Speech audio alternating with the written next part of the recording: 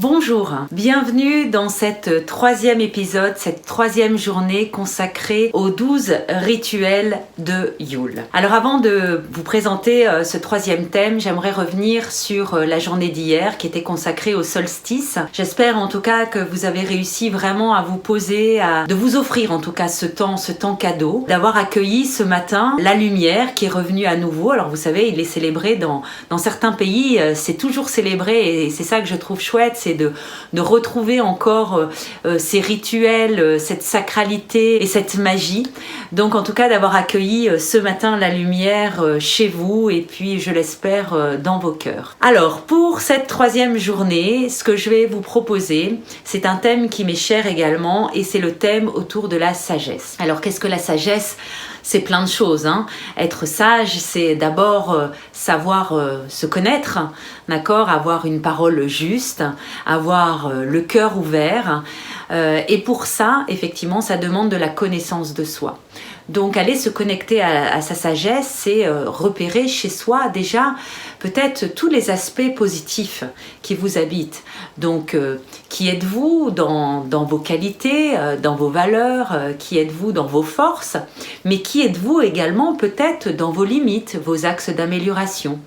Et puis c'est reconnaître aussi à la fois ses réussites et ses échecs et trouver une harmonie entre ces deux polarités pour trouver une réponse, un enseignement pour essayer d'avancer avec confiance dans la vie. Donc le travail autour de cette sagesse, elle va tourner autour de ça effectivement, d'apprendre peut-être tel un archéologue, d'aller voir à l'intérieur de vous comment vous fonctionnez.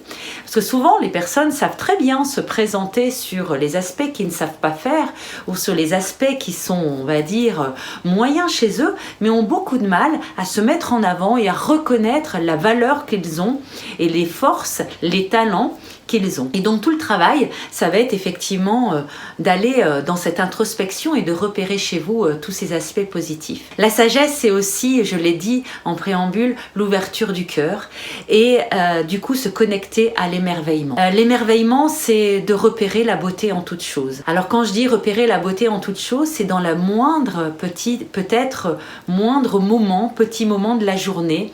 C'est repérer peut-être un lever de soleil, ça peut être repérer la beauté dans peut-être une goutte d'eau, dans la pluie, repérer la beauté chez un enfant par rapport à peut-être son sourire, par rapport peut-être à sa façon de rire, de jouer. C'est d'aller se reconnecter à son âme d'enfant pour aller retrouver cet émerveillement.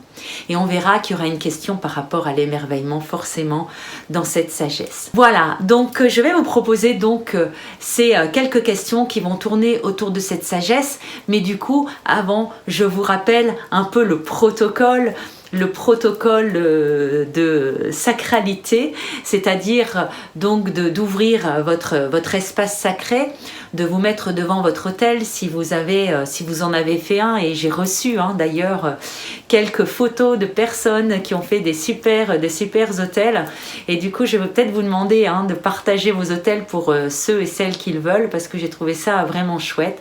Donc de vous connecter à votre autel, d'allumer donc votre troisième bougie, de vous connecter aux 6 directions. Donc je vous rappelle de repérer chez vous où se trouve le sud, où se trouve l'ouest, le nord et l'est, et de vous centrer par rapport à la terre-mère, d'avoir conscience que vous êtes bien présent sur cette terre-mère, sur cette Pachamama qui vous accueille, qui vous soutient, qui vous aime inconditionnellement, et puis de vous connecter également au grand-père soleil et à la grand-mère lune.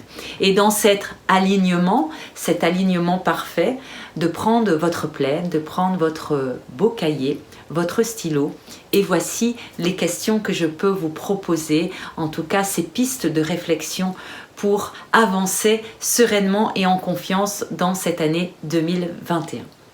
Alors la première question, c'est tout simplement quelle qualité et quelle force vous vous reconnaissez.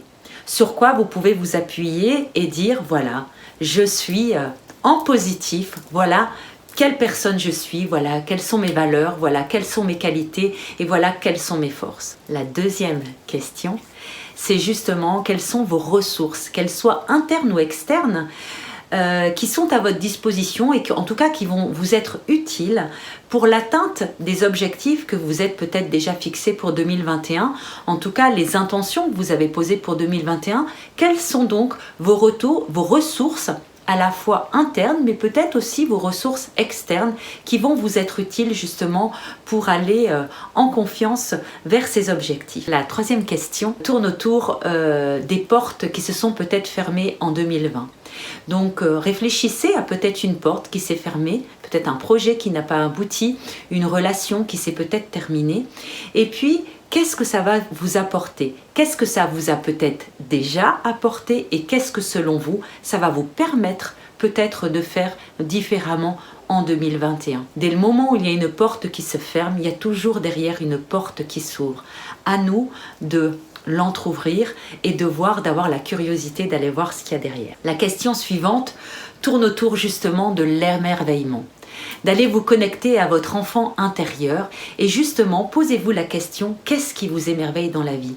Qu'est-ce qui vous rend en joie? Qu'est-ce qui vous procure des émotions positives? Qu'est-ce qui vous fait kiffer? Qu'est-ce que vous aimez vivre? Quelle relation vous avez envie de vivre? Quelle personne vous adorez rencontrer? Quelle situation vous adorez vivre? Voilà, vous posez vraiment toutes ces questions. Qu'est-ce qui vous met vraiment en joie et vous met dans l'émerveillement? Et puis, la dernière question, quelle est selon vous, justement peut-être pour développer un peu plus de sagesse en vous, qu'est-ce que selon vous, vous devriez mettre en place? Qu'est-ce que vous devez faire pour peut-être aller vous connecter un peu plus à cette sagesse? Donc je le rappelle, cette sagesse, c'est vraiment d'aller se connecter à soi. Donc pour ça, pour aller se connecter à soi, on ne peut le faire que quand on est dans le silence, pas quand on est dans le brouhaha. C'est pas possible, en tout cas c'est très difficile d'aller se connecter à son âme, à cette connexion du cœur. Du coup, ce que je vais vous proposer aussi, peut-être avant de répondre à toutes ces questions, c'est qu'une fois que vous aurez pris votre plaid, peut-être que vous l'êtes déjà, avec votre bougie, votre plaid et votre cahier, simplement de poser les mains sur votre cœur, de prendre quelques grandes inspirations et quelques grandes expirations et juste de faire le silence. Simplement laisser le silence s'installer pour laisser justement peut-être émerger cette voix intérieure, laisser émerger cette sagesse qui a certainement plein de choses à vous dire. Encore faut-il pouvoir l'entendre. Et pour l'entendre, tout simplement, c'est de faire le calme à l'intérieur.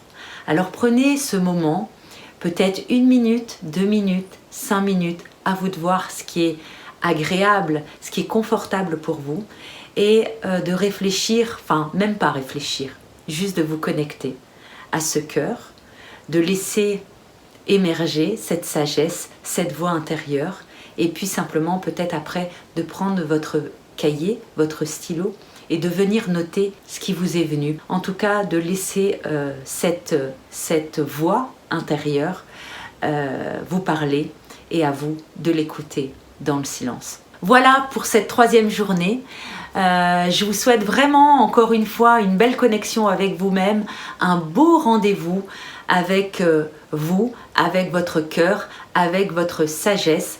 Et je vous dis à demain. Ciao!